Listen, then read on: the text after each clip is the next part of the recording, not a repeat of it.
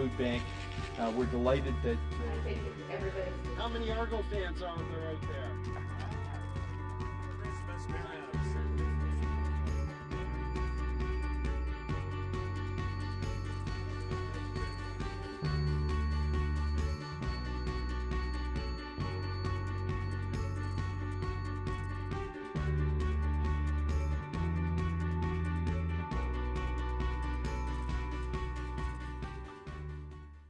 Hi, I'm Mayor Rob Adams, and welcome to your Orangeville here on Rogers TV. Today I want to introduce a topic that a lot of politicians would probably avoid. They'd probably run for the hills and head in a different direction if they were going to talk about taxes. But I feel very comfortable talking about the issue, probably because I feel I have a very strong record on the issue, but also I think it's important for taxpayers to understand how the money is being spent and exactly what kind of value they are getting or aren't getting for their tax dollars. One of the issues that I often hear from people is either a senior in the community who's on a fixed income or a young family that doesn't have a lot of disposable income will really have concerns around taxes going up, and in particular if their assessed value has gone up, and because the assessment's gone up they have to pay more in taxes. And they'll often argue, and rightly so, my income hasn't gone up, the value of my house might have gone up, but my income hasn't gone up, and why should I be paying more in taxes? And they have a very valid point in my mind. I think fiscal restraint is one of our goals that we should have as a municipal council. We need to be very responsible with the taxpayers' money. After all, it is the taxpayers' money, and we need to make sure they're getting real value for what they're paying. And I think one of the things we need to think about is the service that's being provided a want, or is it an actual need? And just to highlight the difference between the two, a want would be something that would be a really nice to have. I'd like to have it. Maybe this time of year your kids are making a Christmas list of all the things they'd like, and so they may come up with a really nice list of things that they would want to have. The needs are the things like snow boots and mitts, and those things that they need to survive. And so I think council always has to ask ourselves, are we providing this service? Is it a need or is it a real want? So just to throw out examples, because you know, there are lots of examples I could give, but just to give you one, in the past, the town of Orangeville only plowed the major sidewalks, those going to a school route or to a seniors building or some municipal offices. And at some point, council decided to plow all the roads or all the sidewalks, and that certainly increased costs, a couple of $100,000, and then certainly the maintenance on the lawns and all those kinds of things. So we have to ask ourselves, is that a need or a want? I would argue that probably it's a want, it's a nice to have, and probably going back to the basic roads or sidewalks on those major routes is probably what we can afford. But those are the kinds of decisions that council has to make. And today I want to spend some time to talk about it. Not all cities are fortunate like Mississauga. Mississauga has a very big industrial tax base. And so I brought along a graph of sort of where our tax base is at. If you go to the first graph, and I think we have it right here, it shows the town of Orangeville. This one is actually on the town's debt. So if you can see, part of the reason the town's gotten in some financial troubles, on the right-hand side, the town's debt was very low, and that's when I was in as mayor previously. And then a council came in and ran up the debt, very high debt, and you can see the bar graph goes very high.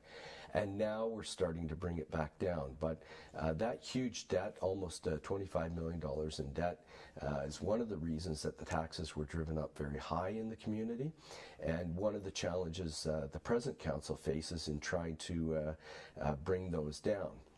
Another one of the issues that I was talking about was Mississauga, that has a big industrial assessment, and we have another graph that shows the industrial assessment, the residential assessment. We're going to bring it up right now. It shows, in fact, that Orangeville is actually in very good shape. So the green is the industrial, and the arrows mark the averages. So our assessment base spread between residential, industrial, and commercial is very much on the provincial average, which is a positive thing. It's a very good thing. So we'll be back in just a few minutes on Your Orangeville to talk more about taxes and meet two experts from the town of Orangeville.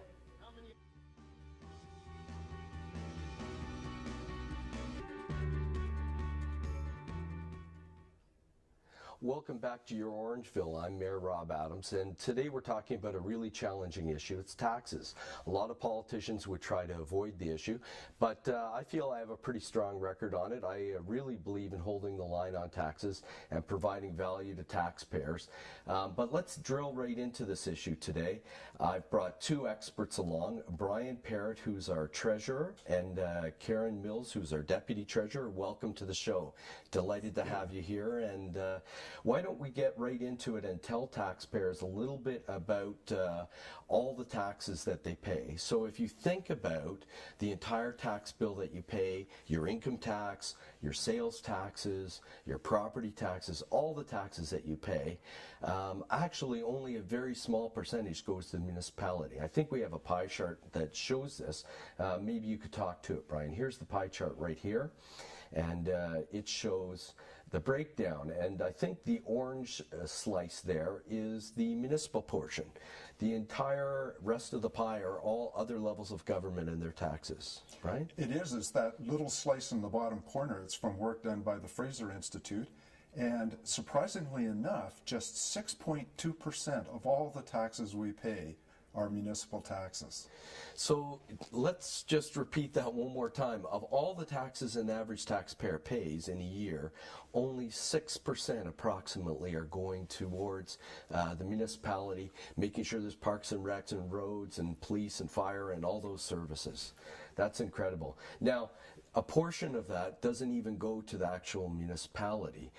Part of it goes to the Board of Education and part of it goes to the county. We have another pie chart. Maybe we can break it down a little bit further. Karen, can you just tell us about this pie chart? Yeah, Rob, this pie chart actually breaks down the taxes that are paid on the tax bill to the town of Orangeville. However, it's important to point out that only 3.5% of those taxes, representing the 6.2 of the entire tax base, is actually going to the town of Orangeville. So just a little over 50% is actually retained by the town of Orangeville. Right. So when we break it down to what's actually going to the town to provide all those services, sewer, water, roads, and parks and rec, and police and fire, and all those other good things, it's only 3.2% of all the taxes that people pay. Pretty That's incredible right. Yeah. When you think about it for a second. Yeah. And now, with that, how are those services broken down? What are the different segments of that pie for the services that are provided? And I think we have a functional group chart, and this shows expenditures for each of the groups. So maybe you can just explain to us what this means, Karen. So these are the sections of the expenditures for the town that are broken down by our annual budget. Okay, so for people who, maybe we can throw it back up there. For people, it's hard to see, but the blue piece at the bottom is the roads and winter control. The purple one over on the right-hand side is police, and the sewer and water is the green one to the left. Those are the largest segments of the pie, and where the services, where the money is spent. The orange one is actually parks and rec. So as you can see, most of, or a majority of it is spent, first of all, on policing, secondly on roads and winter control, and then water and sewer, with parks and rec being sort of the fourth largest piece of the pie on those services. So if you think about it, people are getting a lot of value for a very small percentage of the taxes that actually go to a municipality. Your thoughts on that? If Brian or Karen, you have any thoughts on it? I think that it's always a challenge. As you mentioned earlier, our municipal taxes are so visible, and people are thinking of it every day because they walk down our streets, but they're not thinking of the income taxes and all of those hidden taxes that you pay with, in excise tax and taxes that are buried in the products that you purchase. Very true. Actually, I was listening to a radio talk show. I like to listen to John Tory's show. He's very good.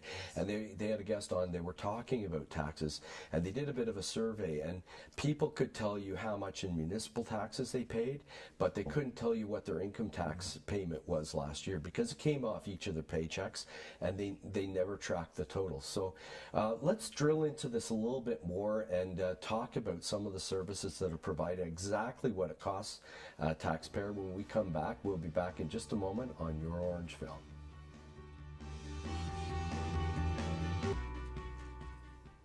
Hi, welcome back to Your Orangeville. I'm Mayor Rob Adams, and I told you right at the start, my bias is towards holding the line on taxes. Want to make sure we provide really good value to taxpayers for the services that they receive. And the interesting point that we'd uncovered in our investigation on taxes is that of all the taxes you pay, only about 3.2% actually goes to the town of Orangeville. And with that, we provide a variety of services, and maybe we can just get the pie chart up to show this one. This is a breakdown of all the services that the town provides. So starting at the top, the red one is the fire department. The green one to the right is the police department. And then going down, the orange one is the roads and winter control. Transit's a little blue sliver. At the bottom, sewer and water's kind of a ready piece of the pie. And then the turquoisey one to the left is parks and recreation. And the blue one up at the top is general government.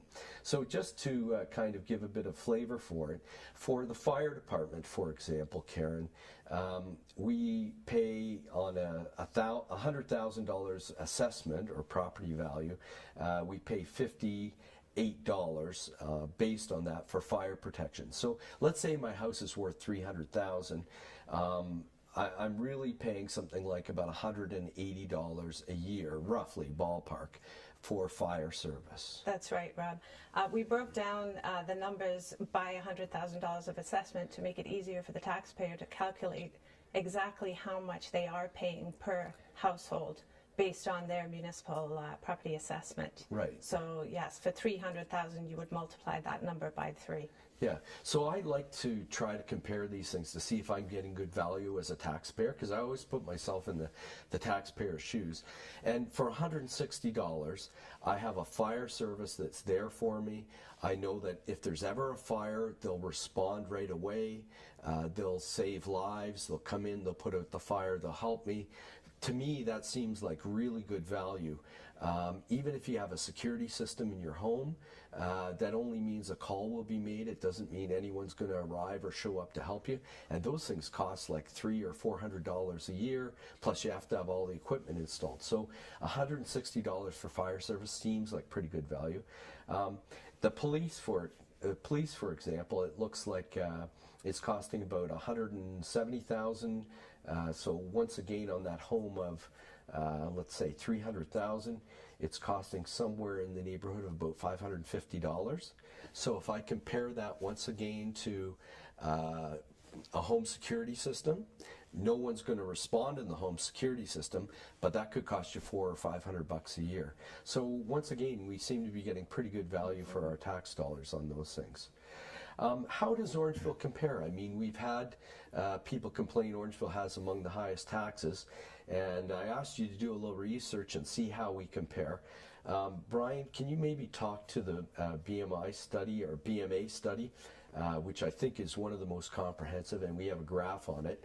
It's really hard to see here, but the one highlighted one at the very top there that's a little bit bigger than the other one, I think it's fourth down, is Orangeville.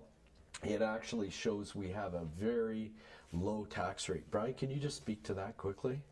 This is a study that was done by the BMA group, which is a group of municipal economists. And one of the things you talked about was both taxes being high, but also value.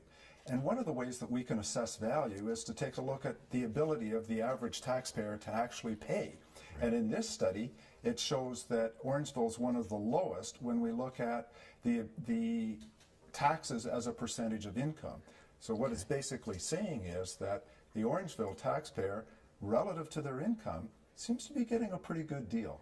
Okay, well that's very interesting information, because you hear a lot out there that taxes are high, and so one of the challenges is always to make sure taxpayers are getting value, to always hold the line on taxes, and the BMA study really shows that relative to people's income, disposable income, Orangeville actually has a very low tax rate.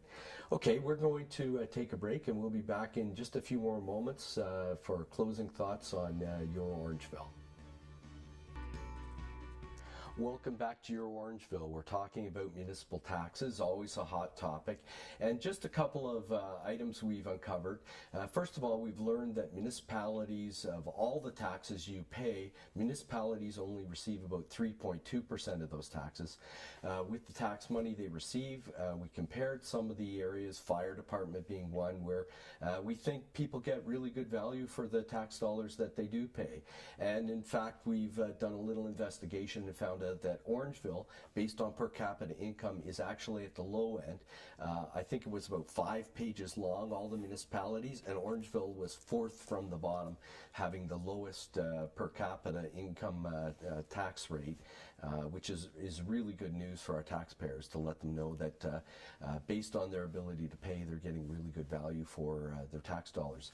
I found an interesting article from the Fraser Institute. It talked a little bit about some of the issues around the GTA being subsidized by the provincial government, and some of the issues that outlying areas like Orangeville have. I think that also affects us, but it was interesting that we've uncovered that our assessment base between residential, industrial, and commercial is right on the provincial average. So we're actually in pretty good shape.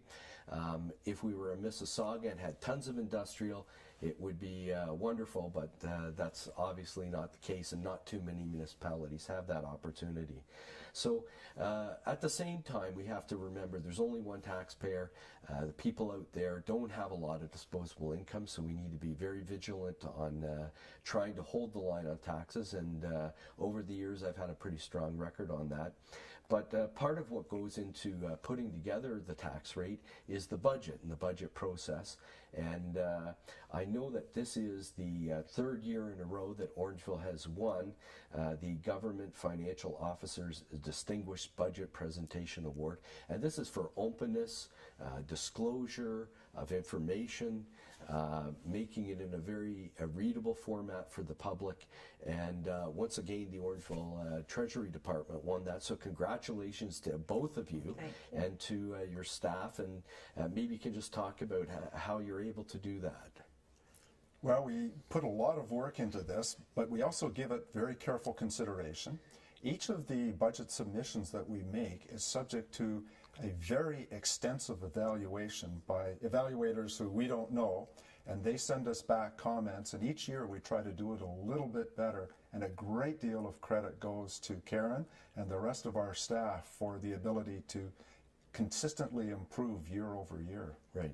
Well, obviously you're doing some good things. You've been judged by your peers to do an excellent job, winning the award 3 years in a row. And the budget really is the thing that drives where the taxes will be. And every year I get asked, what are we going to do, Mr. Mayor, about taxes? And that's from someone who's on a pension that may be no gain in disposable income. They're on a fixed pension, and that's all they have. Or a young family who's just starting out and they're really maxed out and they don't have a lot of extra money. And I think through our budget process, we really look at what are the things that are real needs the municipality really needs to spend money on, and what are the things that are just simply wants or nice to haves, and have to make those tough decisions. I wish that the mayor had some veto and could say we're going to have a zero budget this year, but unfortunately it's all of council collectively working towards that budget.